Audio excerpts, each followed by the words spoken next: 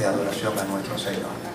En esta noche, sin más preámbulos, vamos a dejar con nosotros al pastor Gerardo de Ávila para que él nos traiga el tema de la noche de hoy.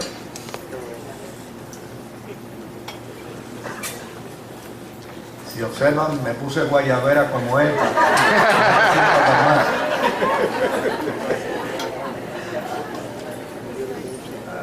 La buena influencia, ¿verdad?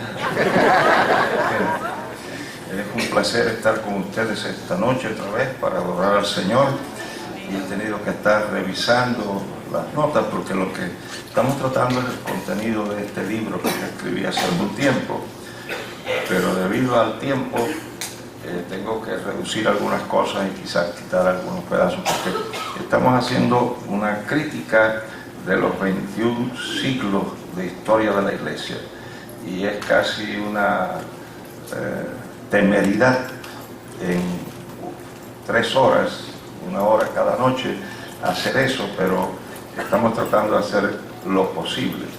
Y es que la ocupación mía es tratar de redimir al Redentor. Yo me voy a tomar la libertad de leerles la introducción de este pequeño libro. Yo he comentado con algunas personas que si yo no hubiese deslindado a Cristo de la institución que se llama cristiana, muy probablemente yo no estaría en la iglesia. Porque hay un vacío tan grande entre lo que es cristianismo en el Nuevo Testamento y lo que es cristianismo en lo que uno ve en la televisión y escucha en el radio y oye en algunas iglesias. Y yo he explicado en algunas reuniones que algunos pastores tienen la ilusión de que tienen una iglesia, pero realmente no tienen una iglesia, tienen una especie de club. Y yo les voy a explicar más adelante la respuesta que yo le di a un pastor en España cuando me preguntó qué podíamos hacer para resolver los problemas de la iglesia. Les he dicho yo también, y lo vamos a repetir más adelante, que las riquezas que tienen muchas iglesias hoy no vienen de la mano de Dios. Miren, el Dios bíblico es un Dios moral. Y la teología bíblica es completamente diferente a la teología de la mitología.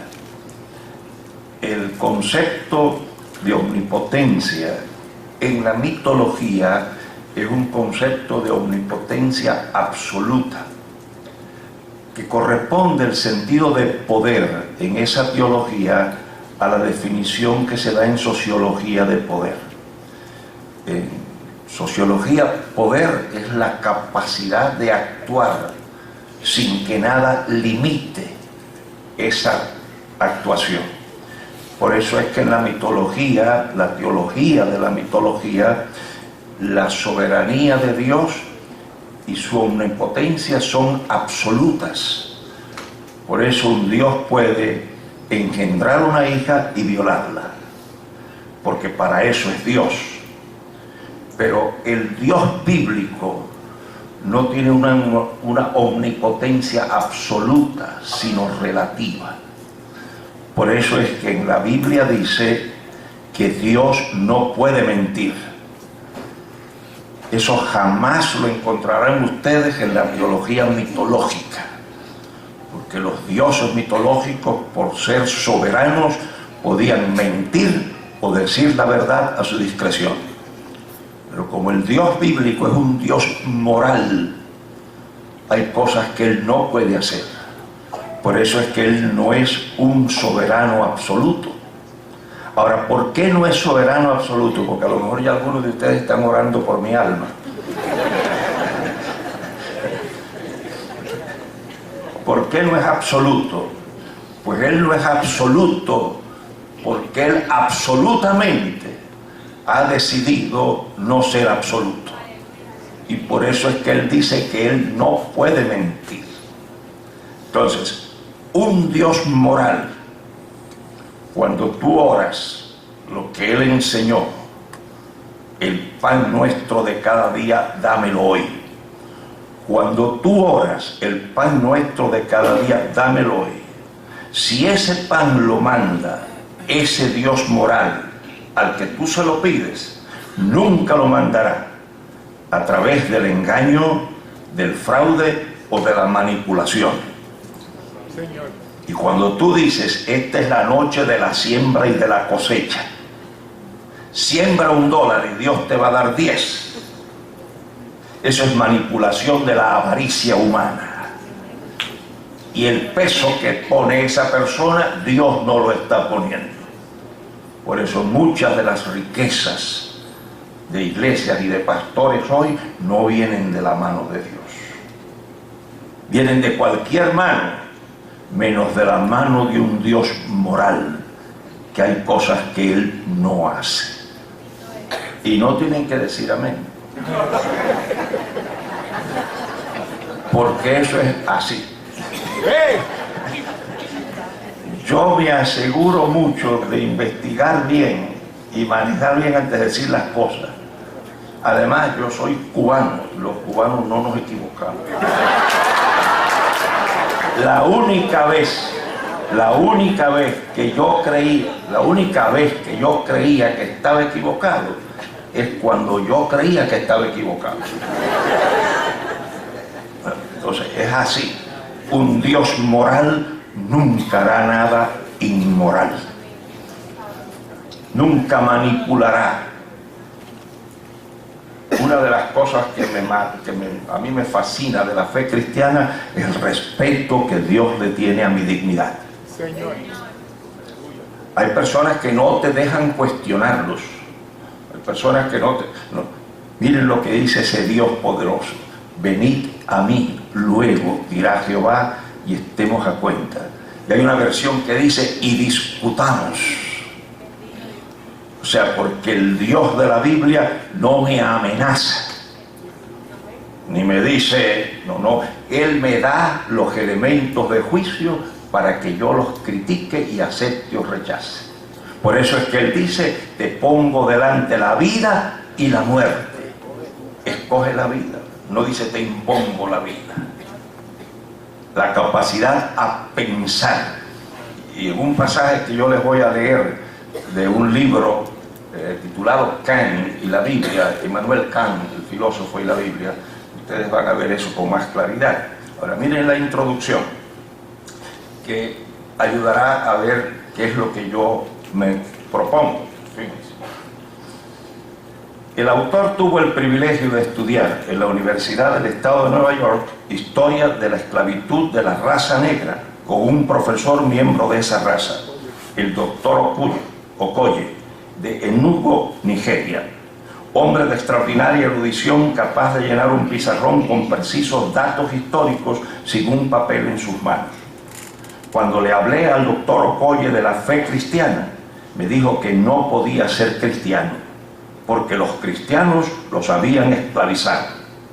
Traté de que mi querido profesor hiciera el deslinde entre los que se llaman cristianos y el cristianismo como sistema, pero a pesar de su sobresaliente educación, no lo conseguí.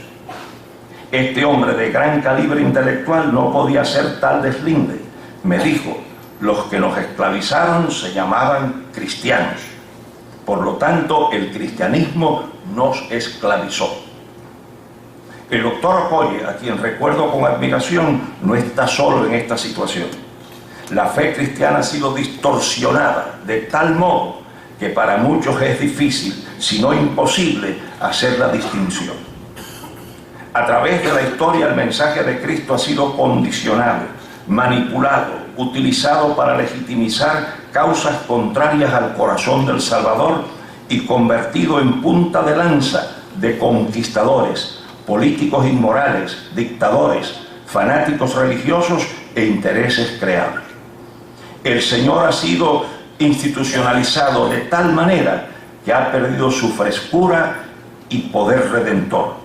Su palabra es utilizada para el enriquecimiento ilícito de hombres sin escrúpulos que se valen de la ingenuidad religiosa de los de simple mentalidad así como para esclavizar las conciencias débiles y desarrollar culpa neurótica en aquellos que ignoran la verdadera enseñanza del Maestro.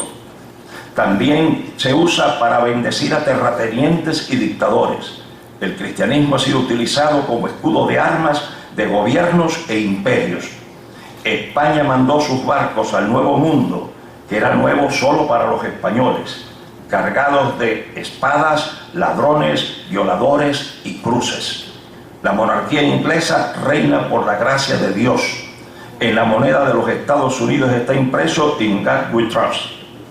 Los mandatarios de América Latina, con la excepción de uno, asisten a templos llamados cristianos, donde reciben la bendición de prelados que pretenden representar a Dios. Al mundo occidental se le llama civilización cristiana, sin ser ninguna de las dos cosas. Sin embargo, en todas estas latitudes, donde se llama a Cristo Señor, quien verdaderamente reina es la pobreza, la opresión, el racismo, la explotación, la mala distribución de las riquezas, el crimen y toda clase de aberración moral. Cristo es un prisionero de sus propios seguidores, o mejor dicho, de los que reclaman serlo. Cristo es, además, un instrumento de los que no creen en Él, pero a quienes conviene utilizarlo para sus propios fines. Para la gran tarea de redimir al mundo, lo primero que hay que hacer es redimir al Redentor. El autor no tiene el honor de haber egresado de una prestigiosa facultad europea de teología, ni de lo que llaman en Estados Unidos seminarios acreditados. No ha tenido el privilegio de sentarse a los pies de los modernos Gamalieles. Su educación, aunque incluye estudios universitarios, es principalmente autodidáctica, fruto de sus circunstancias, lecturas y reflexiones. Tampoco reclama ser un iluminado o profeta de los últimos días, ni haber tenido una revelación especial de parte de Dios. No es alguien que está tratando de reinventar la rueda. No tiene en su haber la experiencia de un largo ayuno en un lugar apartado o en una montaña solitaria, donde tuvo visiones de la condición del mundo, de la iglesia o del futuro. En su estimación, todo lo que Dios iba a revelar con un fin normativo doctrinal, ya lo reveló y está contenido en las Sagradas Escrituras al alcance de cualquier persona. El que escribe se considera un simple estudiante de la Biblia, quien encuentra una gran laguna entre la fe del Nuevo Testamento y la que es proclamada desde muchas tribunas, y hace una invitación a ir a las fuentes originales que contienen la fe una vez dada a los santos. Este libro se publica con la esperanza de que estimule a la aceptación de esa invitación, para que los que aman el Evangelio se dediquen a una seria reflexión en busca de su verdadero significado, el que tenía cuando salió del corazón de Dios, lo que era antes que las tradiciones, las instituciones y la soberbia del hombre lo deformaran. Este es un llamado a despojarnos de todos los condicionantes que, de forma lamentable, han afectado la fe cristiana y, en la forma más objetiva posible, escuchar a Dios, sometido al pueblo del Señor, sin la soberbia de las bulas ni la superstición de los oráculos de Delfos. Eso es lo que es un llamado a leer el Nuevo Testamento. Leer el Nuevo Testamento. Fíjense que no tienen que irse a una montaña y esconderse y pasar 41 días de ayuno. 41 días es peligroso, porque el que lo hizo dijo que después creía que se iba a morir. Así que no lo pasen de los 40, pero si quieren, no hace falta eso. Leer el Nuevo Testamento con una hermenéutica sana y sacar de allí lo que Dios ha dicho. Y eso lo puede hacer cualquier persona. Cualquier persona. La ventaja que tiene el cristianismo es que no es una religión de misterio, donde hay iluminados que se la saben todas y un pueblo ignorante que los sigue ciegamente.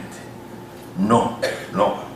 Cualquier persona puede dominar la teología como uno que tenga un grado doctoral en teología, porque para eso están los libros. la universidad y las facultades no son las que educan. El conocimiento está en los libros. Las universidades lo único que hacen es acreditar el conocimiento. Yo todavía no conozco ningún profesor al que un marciano haya venido y le haya dicho las cosas. Lo que un profesor enseña es porque se lo enseñaron y porque él lo leyó. Y donde él lo leyó, lo puedo leer yo. Déjenme darles un ejemplo y seguimos rápido.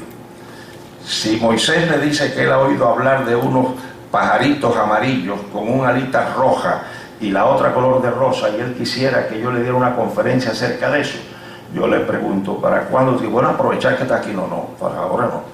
Pero mira, yo vengo en agosto y te doy. Cuando yo regrese, me meto en la biblioteca. Y ahora que en la internet tantas cosas, me meto allí, consulto a expertos en eso. Y cuando yo venga en agosto, yo sé si esos pajaritos existen o no existen. Y si existen, sé dónde existen. Y sé por qué tienen una ala roja y otra rosada. Porque si existen, el conocimiento está en algún lugar. Yo no sé por qué hay tantos cristianos que son tan ignorantes en la fe que ellos dicen que tienen. ¿Está claro eso? Saque un día a la semana, el día que usted tiene más libre, y diga, voy a dedicar 3 horas a estudiar la Biblia. Pero busque literatura seria, no busque estos libros como la que hablan, muchachos, la cuarta dimensión, o la quinta, o la sexta, o el hombre que resucitó a un muerto. No, porque esos libros lo que hacen es deformar. Porque yo sé el caso de una muchacha que leyó uno de esos libros donde decían que cuando uno quiere un novio, pues ponen el ejemplo, si tú quieres una bicicleta. Si tú quieres una bicicleta, tú no le dices al Señor que quieres una bicicleta, porque hay tantas clases de bicicletas. Tú tienes que ser específico con el Señor y decirle, mira, una bicicleta de esta, de este, de este y de este y de esta. Entonces ponen eso como ejemplo para que la muchacha orara, pues dice la muchacha esta que ella ha orado, dando todos los detalles, y todavía no se lo han dado el novio. Porque esos libros lo que hacen es deformar, chicos. Yo estoy hablando de libros que forman. Tú le das 3 horas. Quiero saber cómo se formó el canon del Antiguo y del Nuevo Testamento. Y tú vas a saber cómo fue eso. Quieres saber acerca de la soberanía de Dios. Y cuando tú vengas, no tendrás un doctorado en teología, pero podrás discutir con cualquier doctor en teología. Porque donde él lo leyó, lo puedes leer tú. Y hoy que hay traducciones de tantas cosas, ¿tú entiendes? Ojalá que cuando ustedes salgan de aquí esta noche, digan lo que dijo un pastor en una reunión una vez que yo estuve de mis clases. Cuando salió, me despidió y me hizo, de Ávila, me has provocado a estudiar. Porque algunos no estudian. Yo estuve en una iglesia que eran numerosísimas, venían en guaguas la gente. Y el pastor por poco me hace complejo a mí de inferioridad espiritual. Porque cuando yo estoy sentado en la plataforma al lado de él, él me dijo, yo sé lo que voy a predicar el domingo cuando me paro detrás del púlpito. Y, uy, Gerardo, pero tú eres una hormiguita teológica, porque tú antes de hacer eso tienes que fajarte con la biblioteca y tienes que llamar a gente que sabe más que tú para que te expliquen este versículo. Y este hombre se para, muchacho.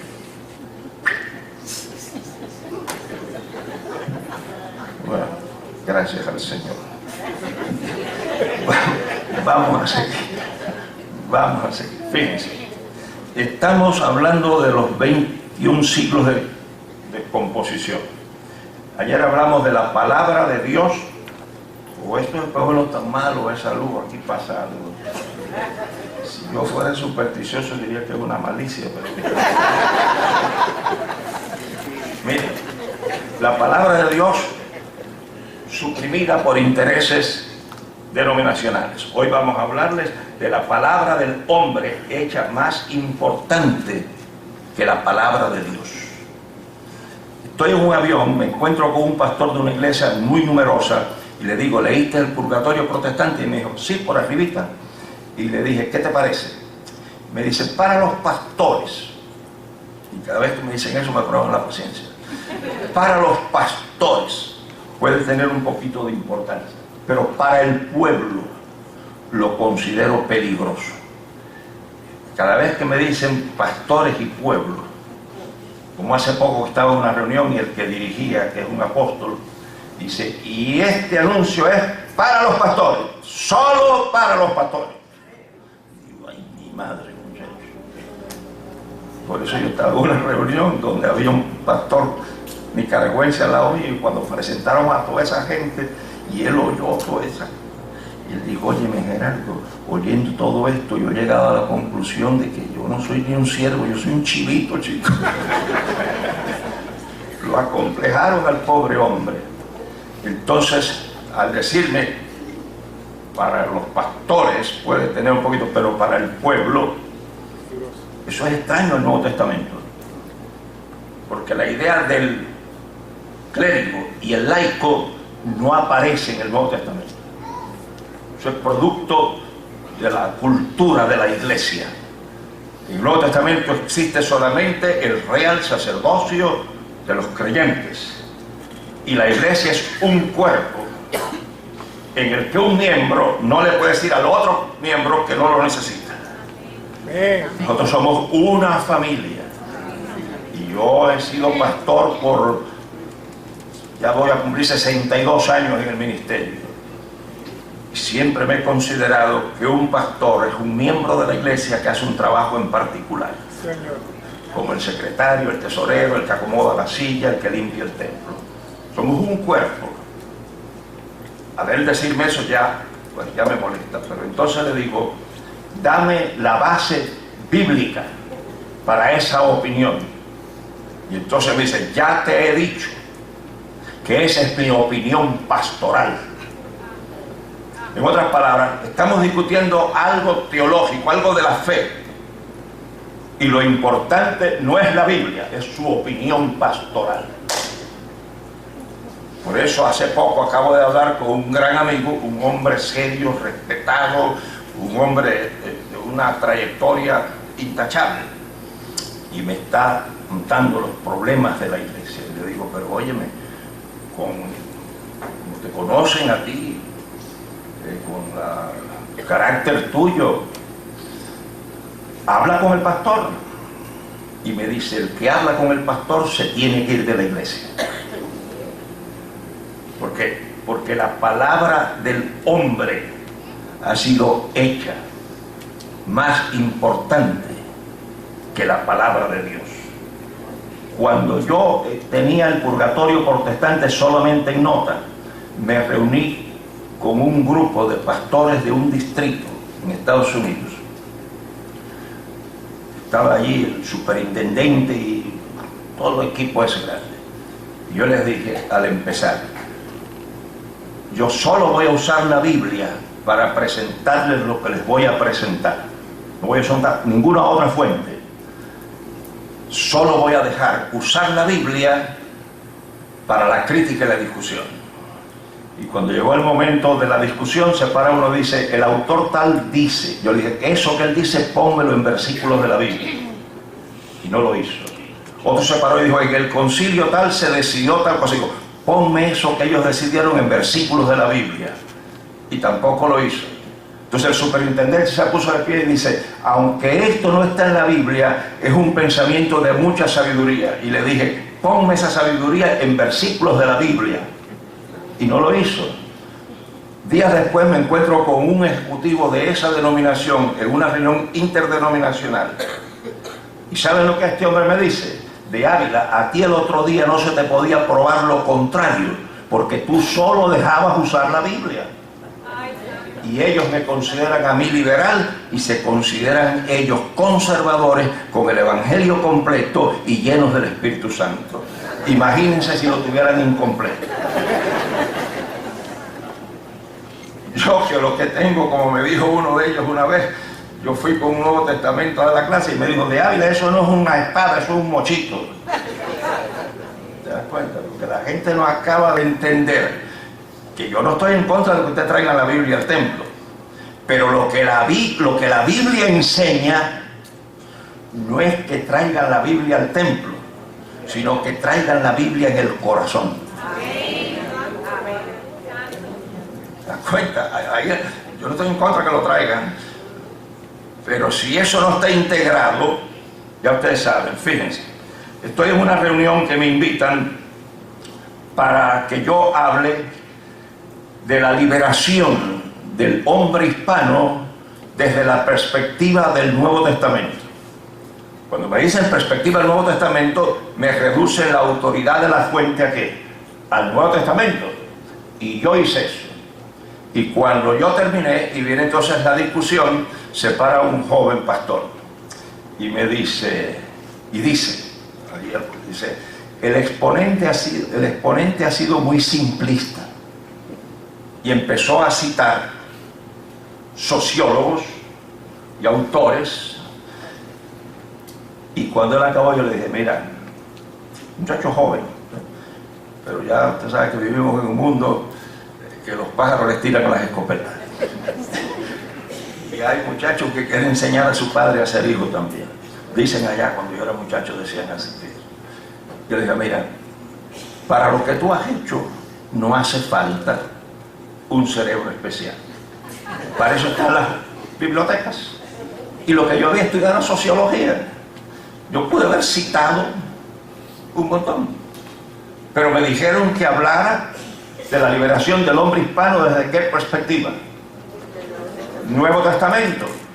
Pero lo que sucede es que hoy tú vas a algunas reuniones de pastores y solo lo que haces es que basas tu conferencia en versículos de la Biblia y crees que eres un ignorante. Ahora, si tú citas el teólogo tal y el teólogo mengano y citas a San Agustín y dices, óyeme, ese tipo sabe. Miren ustedes lo que pasó en un seminario en Nueva York. Me lo contó un pastor que asistió allí. Este pastor pertenece a una denominación que cada ciertos años les dan a ellos la oportunidad de regresar al seminario para cursos de refrescamiento. Y entonces después de años ya en el ministerio, regresa para cursos de refrescamiento en un hospital, en un seminario prestigioso en New York. Y el profesor dice, pregunta a la clase que está compuesta por pastores, ¿cuál es la opinión de Lucas de Jesucristo? Silencio absoluto en la clase. ¿Cuál es la opinión de Mateo? Silencio. Nadie contestó. Cuando habló de los 4 evangelistas, nadie contestó. Entonces empezó a citar teólogos que en ese momento estaban de boga, teólogos alemanes. Y empezaron a levantar las manos porque la gente sabía lo que ese teólogo decía. Ahora fíjense, es grave de dos maneras. Es grave si ellos no sabían qué decían los evangelios de Cristo. Y es grave si lo sabían, pero pensaban que contestarlo sería como que no saber. Y cuando le preguntaron de los teólogos en boga, entonces todo el mundo sabía. Esa es una tristeza. Fíjense ustedes, en los 62 años que voy a cumplir en el ministerio, cada vez que la Biblia choca con la institución, pierde la Biblia. A mí me dijo un pastor de una de esas denominaciones prestigiosas y históricas, ellos tienen un libro que vamos a decir que es el libro de las recetas, que así no es como ellos le llaman, pero por piedad a la gente, pues quiero ser discreto. El libro de las recetas. Ese es el libro base de la denominación. Ahí es donde están todas las definiciones. Y miren lo que me dice este pastor. Dice, te puedes meter con la Biblia, pero nunca te metas con el libro de las recetas, porque te está jugando la vida. Eso es como que ustedes digan, de la Biblia podemos burlarnos, del reglamento de la iglesia que no te atrevas porque te ponen en disciplina. A eso hemos llegado. Ahora fíjense, aun cuando les dan la Biblia a la gente, miren ustedes lo que dice Immanuel Kant. El clero tiene al laico rigurosa y constantemente en estado de incapacidad. Y eso es así porque un pastor me dijo a mí, cuando yo le dije de que hay que estar, me dijo, no, de Ávila, pero es que si uno le enseña mucho, después ¿qué le va a enseñar? Yo le dije, chico, enséñale mucho porque eso es lo que te va a ayudar. Porque cuando tú mires y veas que se te están acercando, tienes que correr más a prisa para que tú siempre estés 10 pies por delante de la congregación. Pero hay algunos que no, hay algunos que no. Entonces miren cómo él dice, mantenerlo en la incapacidad. El pueblo no tiene voz ni voto acerca del camino que ha de seguir para alcanzar el reino de los cielos. No necesita de sus propios ojos para llegar a este. Se le guiará, y aunque se pone en sus manos unas sagradas escrituras para ver con sus propios ojos, es exhortado al mismo tiempo por sus guías a no encontrar en ellas nada más de lo que estos aseguran encontrar en ellas.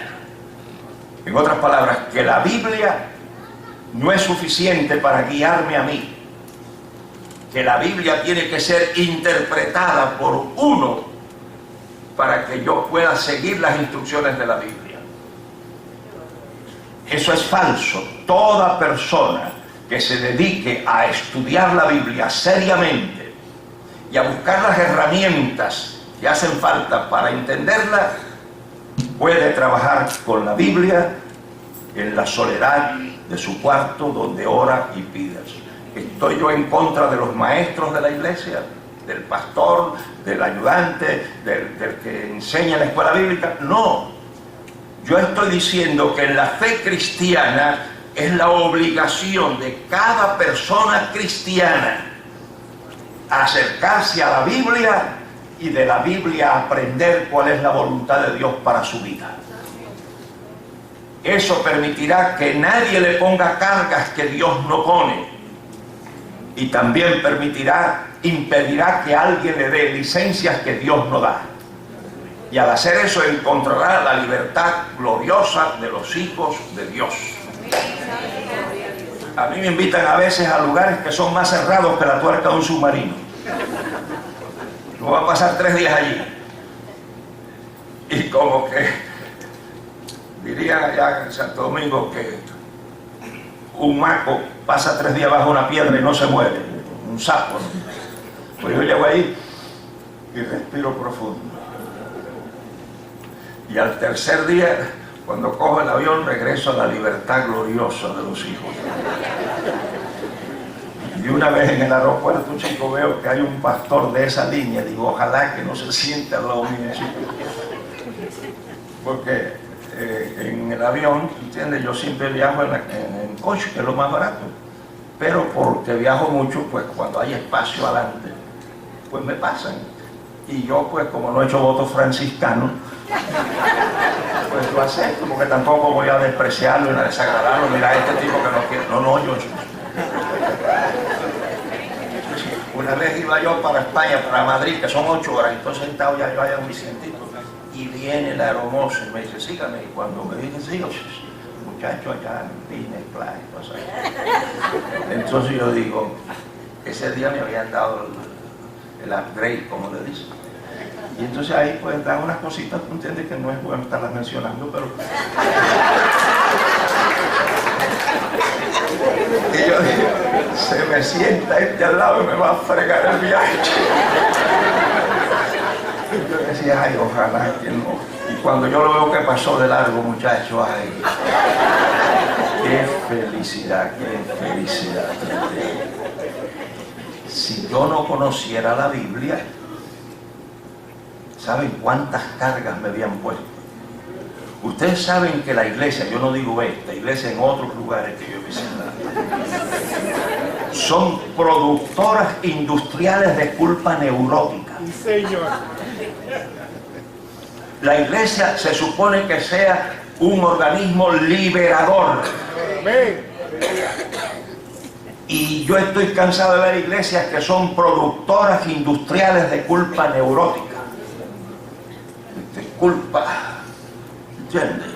Estoy una vez en España y después de la conferencia yo siempre atiendo gente. Y viene una señora diciéndome que el esposo de ella la maltrataba, no físicamente, pero le hablaba de una manera así como despectiva y humillante. Y entonces después decía, no, y por la noche él me dice que como soy cristiana, yo estoy obligada ya usted sabe.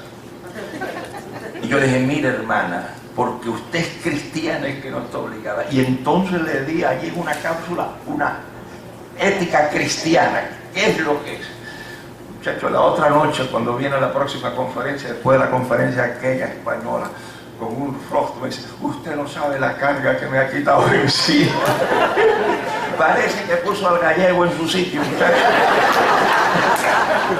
Yo le di las herramientas bíblicas y esta señora con ese rostro que me dice, ay, no, usted no sabe la carga que me ha quitado encima. Culpa neurótica. Atiendo a otra señora después de una reunión, me dan una oficina y la atiendo, y cuando sale la señora, una muchacha abogada amiga mía me dice, Gerardo, yo no sé cuánto tiempo hacía aquí, porque la señora salió con una sonrisa de la oficina, dice, yo no sé cuánto tiempo hacía que yo no veía reír a esa mujer. Biblia. Ahora fíjense, próxima cosa, el señorío de Dios sometido al señorío de la institución. Las ofrendas que se recogen en la iglesia de una denominación no se pueden usar para otra denominación. Por ejemplo, yo no sé por qué razón Dios ha puesto mucho dinero en algunas iglesias y poca visión, y en otras iglesias ha puesto mucha visión y poco chavo. Yo me imagino por qué Dios ha hecho eso. Porque, por ejemplo, si usted tiene 3 o 4 cuentas en el banco, ¿usted puede transferir fondos de una cuenta a la otra? ¿Puede o no puede?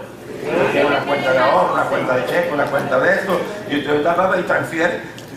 Entonces usted además llama o va a la computadora y 500 pesos de aquí para acá. Entonces yo pienso que Dios, como todas estas iglesias, cuando recogen la ofrenda, ¿cómo es que dicen?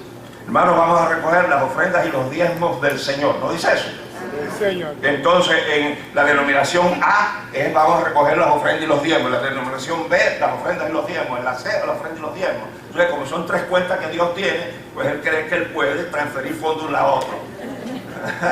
Cuando recogen las ofrendas son para el Señor, pero para distribuirles es otra historia, muchachos. Porque Él puso unos chavos en la A, pero tiene un proyecto en la B, y cuando quiere transferir chavos, no, ellos no son de nosotros.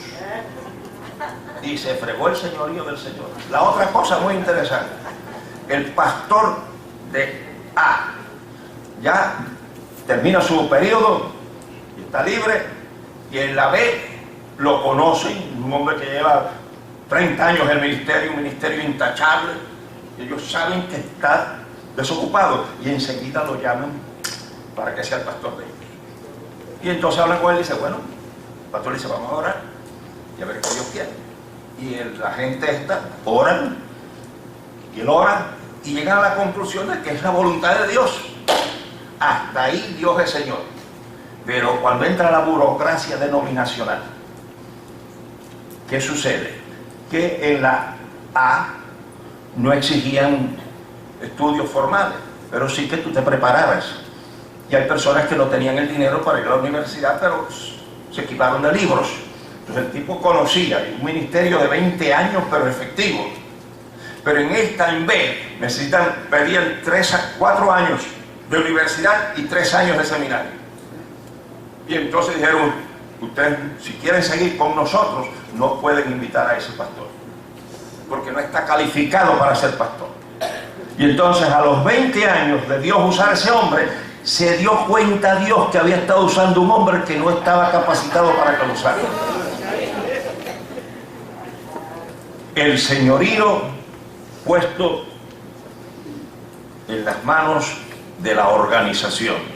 Fíjense, después de hablar en una conferencia misionera, un ejecutivo me lleva al aeropuerto.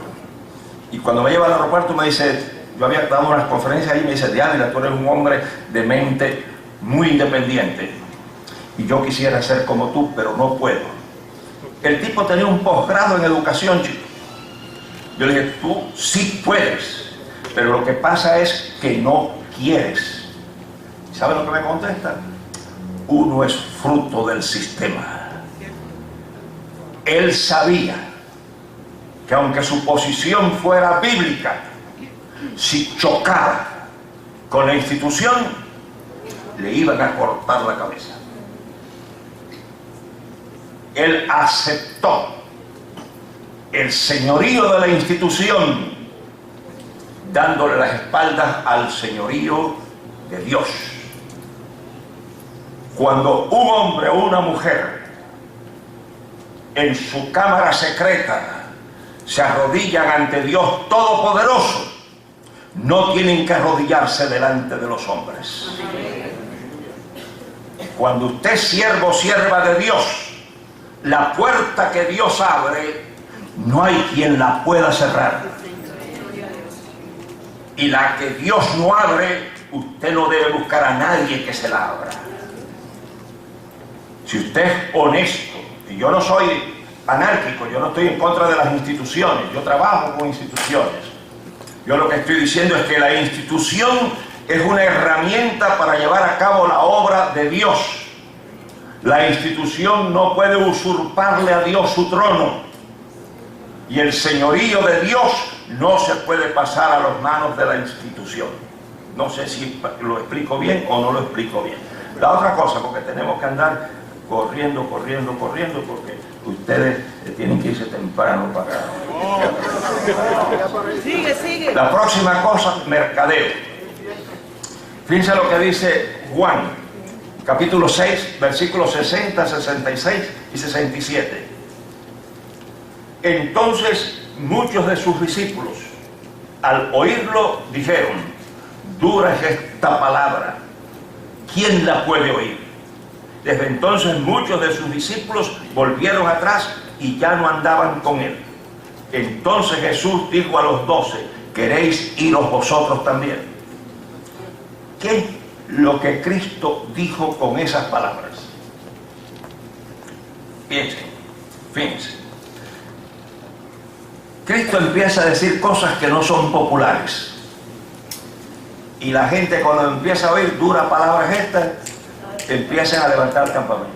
Y los discípulos que tenían un posgrado en mercadeo, al ver que la gente se iba y Cristo insistía con ese mensaje que estaba orientando a la gente, pues parece que los discípulos pensaron, el Señor no se da cuenta, chico, que eso que está diciendo, no, que tiene que cambiar el mensaje, ¿entiendes? Y entonces Cristo les dice, cuando les dice, ¿queréis vosotros ir también? Lo que yo creo que Cristo les dijo fue esto: yo vine del cielo a establecer una iglesia y traigo los planos para establecerla. ¿La establezco de esa manera o me voy sin establecerla? Porque el problema de la iglesia, o uno de los problemas, es un problema de definición. Hay una definición de discoteca, una definición de bar, una definición de biblioteca y hay una definición de iglesia. Si a la biblioteca la gente no va a leer, ¿qué es lo que hace el municipio? No, entonces pone una pantalla grande para que vean el fútbol. Y acá pone un aparato eso que tú le aprietas un botón y te pone canciones. No, chicos, lo que ustedes dijeron es lo que hace el municipio. Si la biblioteca es para leer y la gente no viene a leer, pues hay que cerrar la biblioteca. La iglesia es para adorar y para honrar a Dios. Y si la gente no quiere hacer eso, pues se cierra la iglesia, chicos. No, hay que traer entonces cosas, se modifica la música que le gusta a los jóvenes, se hace esto, se hace lo otro. En algunas iglesias han hecho que tienen un templo aquí y un solar aquí. Y entonces los que vienen vestidos, en Estados Unidos hay eso, en California, Entonces los que vienen a la usanza antigua de vestidos, con el sombrero, las mujeres, se sientan aquí. Y entonces los otros que vienen como les da la gana se tiran en la hierba, y allá entonces el culto para alcanzar. Y a esto le llaman entonces el culto tradicional y a aquel el culto contemporáneo. Y entonces hay iglesias que tienen dos cultos. En el primer culto, muchachos, eso es una música de que parece que están contratados por los gentes que son médicos de los oídos. Y dice, ustedes me les dañan los oídos y después cuando vengan a mi consulta yo les mando una ofrenda. Y entonces el segundo culto es para a nuestro Padre Dios, alcemos nuestra voz. A mi oficina fue una señora y me dijo, mire pastor, aquí hay un pastor que hace esto y atrae mucha gente. Yo le dije, yo me alegro mucho, pero yo no soy ese pastor. Pero mire pastor, que esto y que lo otro, que dale. Yo la entiendo, hermana, y me alegro que le vaya así bien, pero yo no soy ese pastor. Y ya cuando la hermana, porque hay gente que tú le dices no, y no entiende, y no entiende. Entonces tú tienes que decirle, ven acá, ¿con cuál de las dos letras tienes problema? ¿Con la N o con la O? He dicho no 4 veces. Tú no entiendes la N, no entiendes la O, o no entiendes la combinación. Y entonces le digo a la señora, mira hermana, yo sé lo que usted dice, pero fíjese, le voy a decir algo. Si yo tuviera un pastor y tuviera de él la opinión que usted tiene de mí, yo no lo tendría de pastor. Por una sencilla razón. Aquí yo no sé si, como no me acuerdo de los supermercados, pero voy a usar los de ahí en Miami, Winn-Dixie y Publix. A mí no se me ocurriría ir a Publix y decirle que en Winn-Dixie el aceite está más barato. Me va a decir, oye, ¿qué rayo tú vas aquí comprando la más cara, chico? Vete para Publix. ¿Te das cuenta? Pero la iglesia es para adorar. Y si la gente no viene a adorar, bueno. Pero de pastor, nadie se va de una congregación donde yo sea pastor sin yo conversar con la persona para ver por qué se va. Y si yo puedo, yo voy a resolver el problema. Pero si yo no puedo, si la persona quiere que yo haga modificaciones, como una vez una señora que me dijo que prohibiera que las mujeres llegaran con pantalones. Yo le dije, mire hermano, porque eso era pecado, que eso era mundano. Yo le dije, mire hermana, yo lo siento, pero yo no puedo hacer eso porque yo no tengo base bíblica para prohibir eso. Y claro, le expliqué. Es un versículo mal interpretado, porque está allá en Deuteronomio, que dice que la mujer usará lo que es. Y no se refiere a la ropa, necesariamente. Hay dos posibles interpretaciones. Una es que el pueblo venía por una región donde una vez al año los hombres se vestían de mujer y adoraban a las diosas, y las mujeres se vestían de hombre y adoraban a los dioses. A lo mejor eso es lo que Dios está condenando. La otra cosa es determinar que Él los hizo varón y hembra. Pero cuando una mujer se pone un pantalón, explico yo, pues ya no es de hombre. Porque a menos que la naturaleza haya sido muy tacaña con esa muchacha, anatómicamente un pantalón de hombre no le sirve a una mujer. Así que en el momento que ella se lo pone, ya no es pantalón de hombre, es pantalón de mujer. Pero no entiende y se fue. ¿Podía yo retenerla? No podía retenerla. ¿Por qué? Porque la predicación tiene que ser una predicación verticalmente bíblica.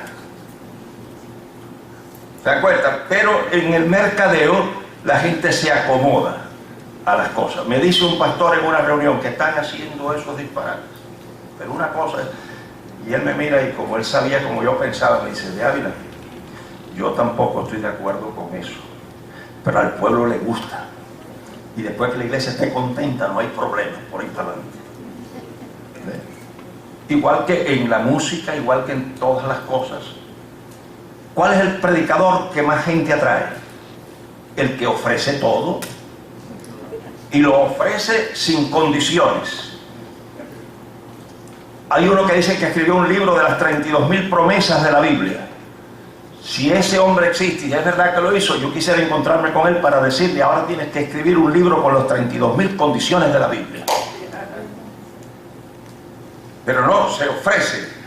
Hay hasta un corito, no sé si ustedes lo han cantado aquí, que dice, Cristo está aquí, Él tiene poder, pide lo que quieras, Él te lo dará. O sea, por ahí para abajo. Te ofrezca y esto y lo otro, usted está sano, usted está esto, usted está lo otro. Ofertas que es puro mercadeo. No, no es así. El Evangelio no solamente es un llamado a Dios contestar nuestras oraciones, pero también es un llamado al sufrimiento, al dolor. Hay cosas para las que yo no tengo explicación. Yo no tengo explicación para una señora gran amiga nuestra, una líder. En la sala de su casa empezó una congregación que es una de las más numerosas en esa ciudad hoy. La señora con unos 50 años tiene un problema en la vesícula. Gente de mucho dinero, que tenían el dinero para la mejor medicina de su país o para llevarla a Estados Unidos, para llevarla a Europa. Una operación simple de la vesícula. Se infectó. La hija me dijo, Gerardo, si hubieras visto a mi madre poco antes de morir, no la hubieras conocido. Un monstruo se volvió, una mujer bellísima. Y murió. Sin embargo, a otras personas Dios las sana. Porque todo lo que la Biblia ofrece, todo lo que pidieres en oración creyendo lo recibiréis. Si pedimos alguna cosa en su nombre nos da. Todas esas cosas que hay están amarradas con una cláusula. Recuerden que la fe cristiana es fe de contrato. Contrato. Nosotros tenemos un fondo judío. Y en el mundo judío, la relación con Dios es una relación de contrato que tenía fuerza jurídica en el pensamiento hebreo antiguo. Cristianismo es eso. Y hay un contrato, y en los contratos hay una cosa que le llaman small print, que la gente no la lee. Y por eso es que es small, para que no lo lean. La Biblia tiene small print. ¿Cuál es el small print? Después queda la lista de las promesas. Si demandamos algo según su voluntad, Él nos oye. Y hay gente que es la voluntad de Dios librarlos del accidente. Y hay gente que es la voluntad de Dios que mueran en el accidente. Yo leí de un misionero australiano con sus hijos y su esposa en la India. La esposa tuvo que viajar a Australia y él se quedó con sus hijos. En un lugar donde había mucha contrariedad al Evangelio. Están durmiendo una noche en la camioneta, en el van, como le dice. Y vinieron unos fanáticos y le amarraron con alambre las puertas por fuera para que no las pudieran abrir. Les regaron gasolina al vehículo y le pegaron candela. Y los asaron allá adentro. Y esos hombres estaban allí sirviendo a Dios. La promesa de ven y acepta al Señor y Él te va a poner una cápsula espacial donde no hay más dolor, ni más angustia, ni más estrechez, ni más necesidad. Eso es un mercadeo que ofende la inteligencia de los seres humanos.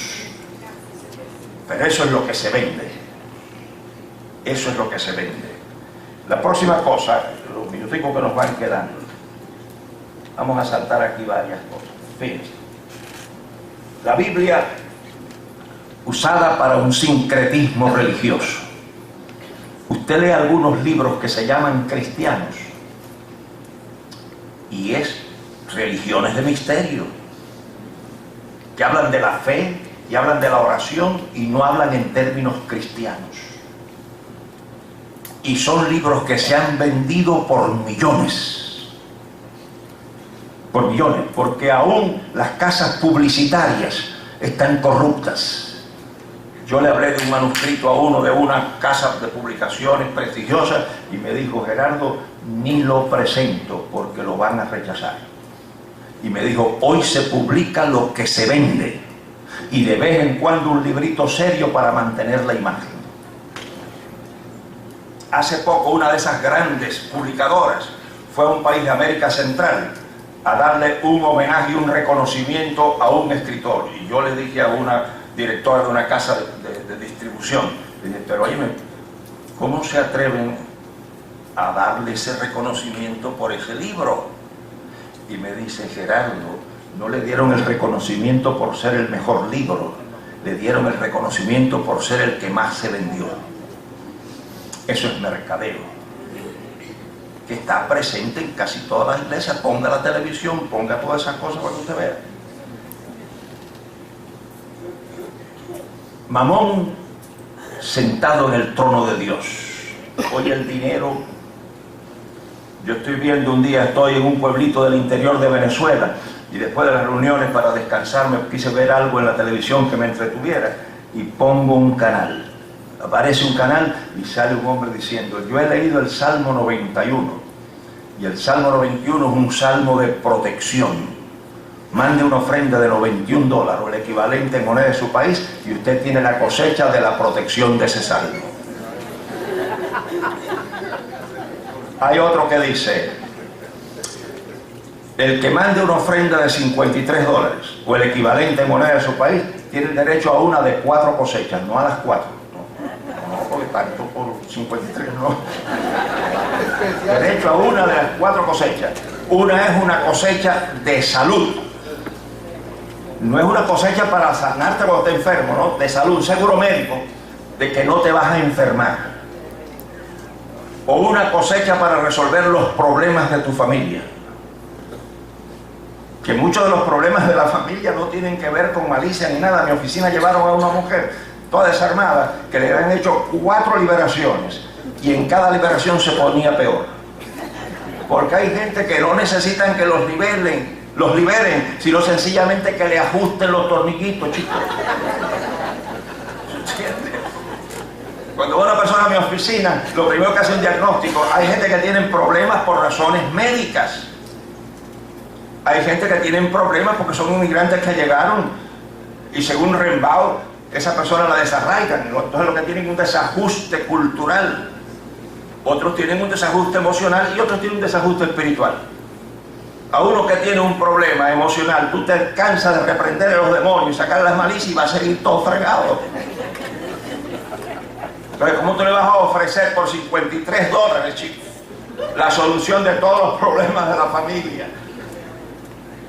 La otra es la promesa de prosperidad económica.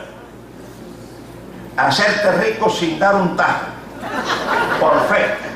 Yo lo he visto en la televisión. Levanten las manos y por fe declárense de deudas, libres de deudas. ¿Tú sabes cuánto precio iba a estar ahí? Que tú por fe: yo no le debo nada a usted. No, yo le debo nada. Yo en la iglesia levanté las manos. En España hubo un evangelista. Ustedes saben que en España le llaman a los celulares, le llaman móvil, y a los minutos que tú tienes le llaman saldo.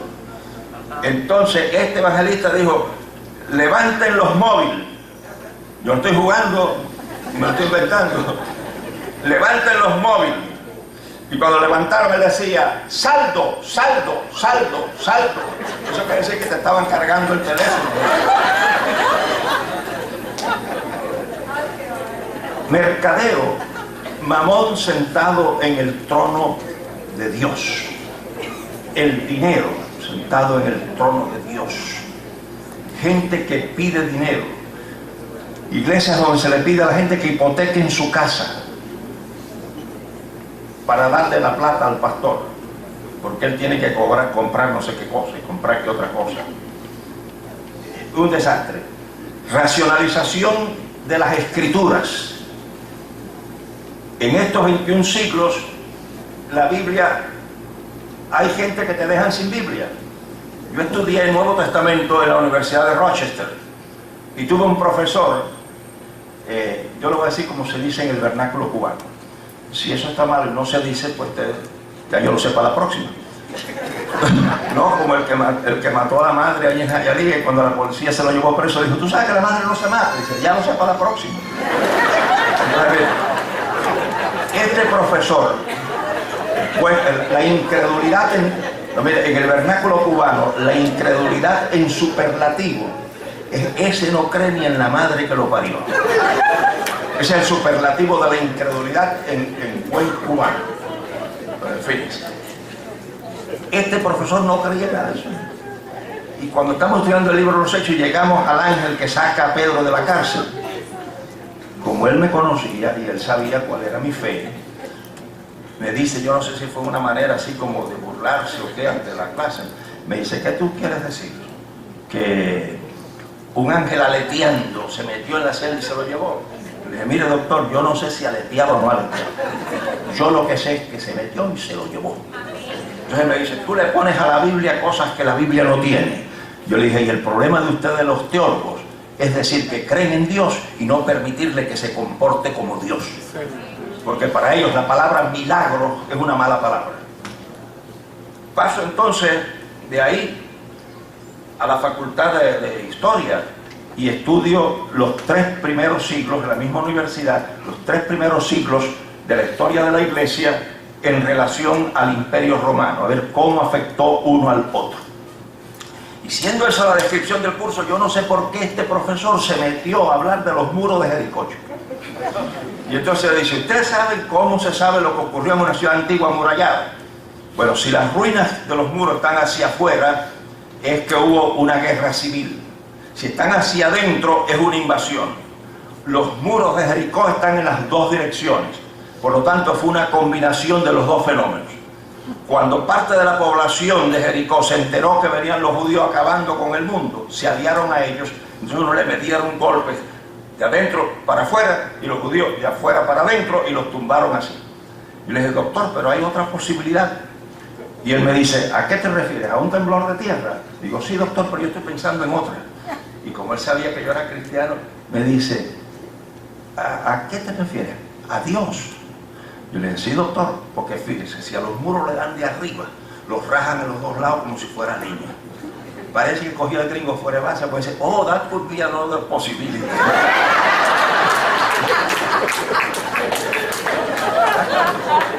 Pero te dejan sin Biblia, te dejan sin Biblia. Racionalizan de tal manera que Dios está amarrado, no puede Dios hacer milagros. Y entonces dicen, pero es que Dios no puede romper las leyes naturales. Es que un milagro no rompe las leyes naturales. Cuando el hacha aquella flotó, ¿violó Dios la ley de la gravedad? No. Intervino una ley superior a la ley de la gravedad en relación a ese objeto. Por ejemplo, ¿pero por qué no se cae? Porque yo lo aguanto. ¿Violé la ley de la gravedad? No. En el caso del peso de este reloj, mi mano tiene más fuerza que la ley de la gravedad. Pero yo no lo he violado. Si yo lo hubiera violado, todos ustedes estarían flotando. Pero la gente racionaliza, y ahí es donde viene el gran problema, Y el tiempo se nos ha acabado. Pero déjenme nada más, miren, no se los voy a dar ni así, ni así nada más que rápido, en 5 minutos, sin explicarse. Las novedades, últimas novedades, los empastes de dientes. Que el problema teológico que yo tenía con los empastes era que cuando un dentista te empasta una muela, hace una confesión de impotencia. Dice, mira, lo único que puedo hacer es remendártela. No, si una persona me dijera que Dios le puso una muela, yo no tengo problemas con eso. Pero que Dios se la empastó, sí tengo problemas con eso. Porque mañana Dios le va a estar poniendo espejuelos aquí a todo el mundo. Pero eso se vendió como pan caliente y yo duermo en la casa de un pastor y por la mañana cuando me levanto se levanta un evangelista que me dice, lo que te perdiste anoche. Digo, ¿qué me perdí? Dice, Dios estaba platificando. Dice, la plata de la boca. Le salía a las hermanas que me caían en la cara y había una hermana con una toalla quitándome toda la plata de la cara. Las caídas como experiencia espiritual. Y caer tiene una connotación de derrota. Y Dios no derrota, Dios levanta. Y a los que caen son a los rebeldes. Lean la Biblia para que ustedes vean quién eran. A menos que cayeran en cierta posición, como en el libro de Apocalipsis. Pero la gente lo ve eso. Y fíjense, ya te ponen una persona detrás, porque ya esperan que te caigan. Las risas en el espíritu. Y cuando yo estoy hablando de esto una vez en España, me dice, estás atrasado, Gerardo. Y ahora hay otra versión que hacen así, como si estuvieran picando maíz las gallinas. Guerra espiritual. Y para guerra espiritual yo necesitaría una noche para explicarles bien. Se han inventado un diablo que no existe en la Biblia. Un diablo soberano, todopoderoso, que es capaz inclusive de entrar a la vida de los cristianos. En Costa Rica me dijo a mí una muchacha que ella le había sacado demonios a un pastor, y los que andaban con ella dijeron, sí, nosotros fuimos testigos. Yo le dije, mira, yo no tengo problemas con que le haya sacado demonios al pastor, tengo problemas con que ese pastor haya sido cristiano, porque el que es cristiano no hay diablo que se le meta, porque la luz y las tinieblas no pueden habitar juntas. Y la única manera en que un demonio puede poseer a un cristiano es que ese cristiano perdió de su vida al Espíritu del Señor. Si está el Espíritu de Dios conmigo. Pero la gente impresiona, como algunos que siempre me quieren decir que tienen 3 dones del Espíritu, 4 dones, y esas cosas me enfocan. Yo tengo más que tú, chico. Pues yo tengo los 9. Porque si yo tengo el Espíritu Santo, no creo que Él dejó afuera ninguno de los dones. Pero la guerra espiritual es la de una gente privilegiada. Eso es falso, hermanos, eso es falso. Fíjense, el diablo bíblico es un diablo que para poderse meter conmigo yo le tengo que dar lugar. Si Dios Todopoderoso, Creador de los cielos y de la tierra, no hace violencia para entrar a mi vida, me dice, yo estoy a la puerta y llamo, si abres entro. ¿Cómo se les ocurre pensar que si mi Dios puede meterse a la fuerza, un diablo se va a meter si yo soy cristiano? Pero eso se vende muchísimo, muchísimo. La teología de la prosperidad, que ustedes saben que es hacerse rico y con todas las demás cosas. Y la última cosa, que yo no sé por aquí si está, pero hay en unos países está eso, el mesianismo, iglesias mesiánicas. Aquí no hay, ¿verdad? Miren, yo les voy a leer lo que dice un intelectual judío que debe saber lo que está diciendo. Fíjense, el término mesiánico implica, entre otras cosas, la expectación de llevar a cabo un cambio fundamental en la actual situación de la vida judía, el fin de la dispersión de los judíos y de la opresión de los poderes extranjeros, el recogimiento de los judíos en su patria ancestral, la tierra de Israel, el restablecimiento de las instituciones clásicas del antiguo judaísmo, el templo, el Sanedrín, la profecía, la soberanía de la línea davídica y quizás la reforma de la sociedad judía de acuerdo con los altos ideales de justicia social y de las relaciones internacionales de acuerdo con el sueño universal de paz. Para que un movimiento sea considerado mesiánico, oigan, no necesita tener un programa orientado a la directa consecución de estos ideales, pero sus líderes y seguidores deben comprender su programa como necesario para que se produzca el contexto en el cual estos objetivos son satisfechos. Cuando una iglesia se hace mesiánica, deja de ser cristiana. ¿Por qué? Porque el mesianismo espera al Mesías. Y si tú eres cristiano, dijiste que ya el Mesías vino. ¿En qué quedamos, chicos? ¿Vino o no vino? Pero te das cuenta. Pero ahora la gente ya no dice Jesús, sino Yeshua. Y ahora déjalo en Shalom. Y yo digo, yo no soy judío. Yo no soy judío, yo digo Jesús. No, pero es que ese no es el nombre, es Yeshua. Bueno, eso lo dicen los hebreos, pero yo no soy hebreo, soy cubano, y los cubanos decimos Jesús.